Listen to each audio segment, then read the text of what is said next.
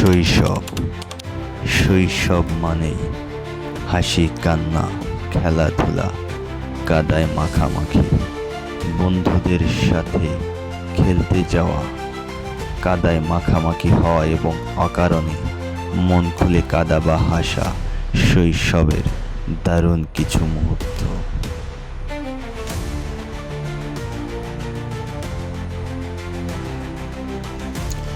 শৈশব মানে বন্ধুদের সাথে দুঃসাহসী সব পরিকল্পনা।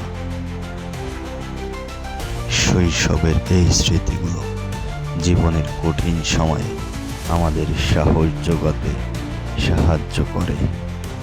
তাই শৈশব মানে সামনে এগিয়ে চলার ও তারুণ্যের প্রতীক।